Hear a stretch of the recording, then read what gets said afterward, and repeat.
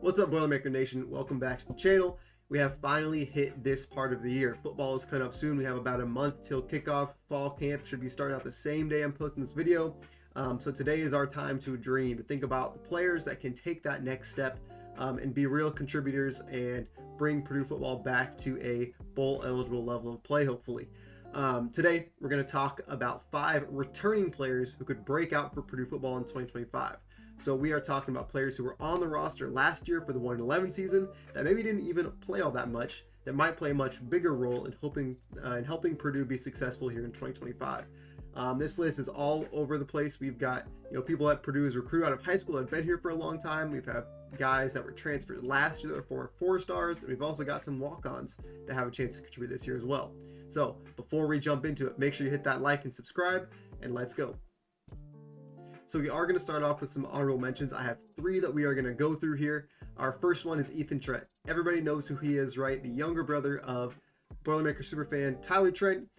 He is a redshirt sophomore on the O-line this year. He was a walk-on in both 2023 when he redshirted, and then last year in 2024 as well when he played in, I think, 3 games. But this year he has been put on scholarship. Barry Odom during spring practice ended up putting him on scholarship. And a lot of the reason for that is because of how much of a hard worker he was, but also he was running with the first and second teams primarily in spring. So he did have kind of a shot to start at a guard spot or be even like a rotational guy there. I will say since spring, Purdue has added a lot of bodies in the transfer portal at O-line and on the interior. And so some guys like Braden Joyner and a couple others that might end up supplanting his spot and kind of taking his role. But he still is going to compete in camp and still has been rising really quickly here at the start of Barry Odom's first year. Our second honorable mention is another walk-on turned scholarship player in Antonio Harris.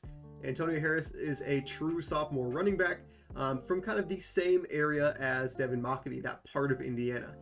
He was a walk-on freshman last year who played in 10 different games. He only got 1 carry and went for 4 yards against Penn State. However, he did play a lot on special teams and still contributed, but he was put on scholarship as well heading into this season. He last year had number 37, whereas now he's been promoted, was able to change his number to a more traditional running back number with number 22. Now, there's a lot of competition for who's going to have that running back 2 spot between incoming transfer Malachi Thomas, another true sophomore, and Jaheim Merriweather. But I think he's kind of the sleeper to keep your eye on at that running back 2 or in a running back 3 spot where he will still see the field sometimes, kind of out of nowhere to a lot of more casual fans. And our final honorable mention goes to another walk-on with Sterling Smith, or Stu Smith, who's going to be a junior DB. Once again, he was a transfer last year, was a preferred walk-on. This year, he has been awarded a full scholarship, was able to change his number as well. He was 46 and did not play at all last year, really. And then this year's going to be number 3. He originally played at Holy Cross his true freshman year, where he didn't start the year, but then throughout about halfway through, he started at strong safety for them and had a pretty solid year, where then he transferred into Purdue. Didn't really play much last year. This year in spring camp, he really was running as kind of a starting nickelback. So when they have 5 defensive backs on the field, he was kind of in that mix, but both Odom and Scherer have really praised him as a high leadership guy, really high work ethic guy, and a guy that they really do expect to contribute and be on the field consistently this year, who didn't really play at all last year. So that's Stu Smith. Now, as we get into starter level guys and people I think can make a significant jump, here at number 5, we have Hidauri Hines. He is a sophomore cornerback from here in Indianapolis, Indiana. He's 6'1", 200 pounds, that great size. Ran track in high school as well, so he has great speed. He didn't start out playing much for Purdue last year, but towards the tail end of the season, he appeared in the 8 final games, consistently playing cornerback. He had 5 tackles and a tackle for loss. Cornerback is a position that's kind of hard to track how well they're doing because of stats, but he's a guy that the new staff has really talked about a lot. Seems to be teaming with potential and has a good shot to end up starting at one of Purdue's cornerback slots this year. Then at number 4, we have one of my personal favorite players on the roster, wide receiver Ahmad Branch. He is a true sophomore coming up next year. He is 6 foot, 185, so he's a smaller guy at wide receiver. He's got decent height, but he's a skinnier guy, right?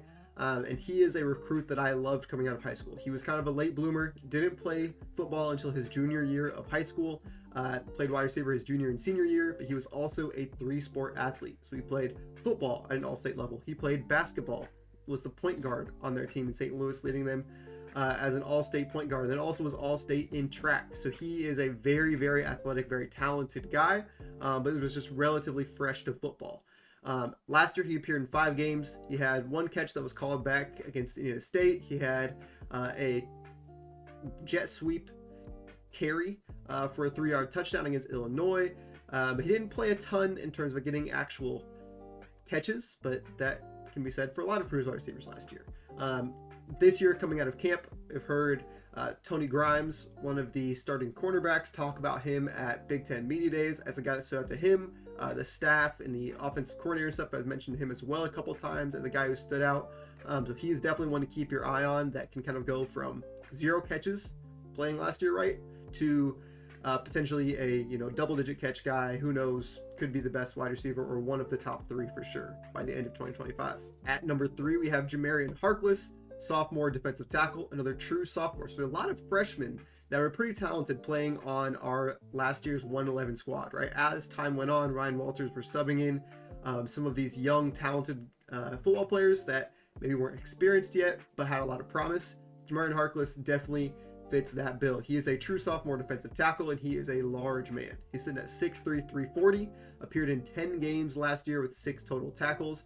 So once again, not like he was on the field constantly. He missed the last 2, I believe, due to injury, but he is a guy that just from the time that Ryan Walters got him on campus even, he had high praise. He compared him to Illinois star defensive lineman Johnny Newton, just in the way he moved at such a large size. Figured they were kind of comparable in that way, but he also has had high praise from the new staff. He is slotted in to start at one of those center defensive tackle positions and shore up the interior of the D line. And he is a guy too that just the athletic ability and size, I think, is going to do a really good job on the interior for Purdue this year. Following along on defense, this is a name most people should be a little bit more familiar with, and that is C.J. Madden. C.J. Madden is a redshirt junior edge rusher or defensive end. He comes in from Georgia last year, and he played in the first 3 games of the season before he hurt his ankle, which kept him out of the final 9. He's 6'3", 270, former 4-star recruit. In those 3 games, he had 7 tackles and half of a tackle for loss. He really was splitting time with Shida Soleil at that time, but I think he was starting to play more and more leading up into his injury and was kind of probably going to be the guy there before he got hurt. But he's a guy who's really come back strong, is fully healthy this time around, full participant in spring camp.